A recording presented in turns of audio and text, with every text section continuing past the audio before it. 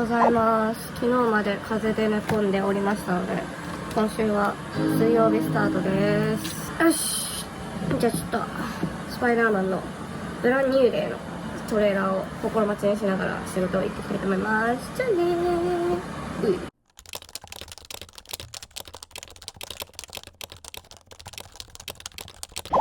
仕事終わったよー。疲れたー。というわけで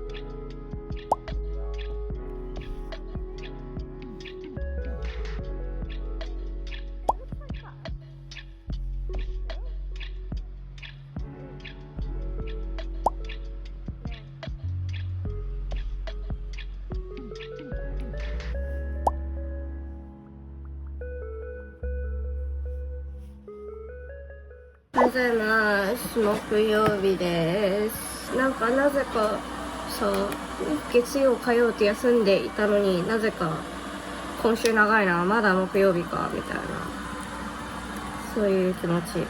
そんなわけで仕事やっていきたいと思います。じゃあねー。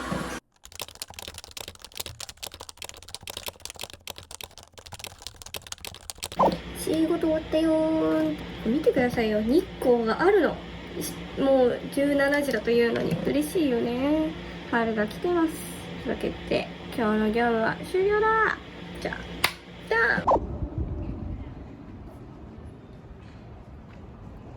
あおはようございます。金曜日。シャンプー変えてから髪の調子がめっちゃいい。なんであのシャンプーずっと使ってたのかもう今になっては不明。というわけで今日はなんと休暇前最後のシフトですから、ハッピーハッピー。はい、というわけで行ってきたいと思います。じゃあねー。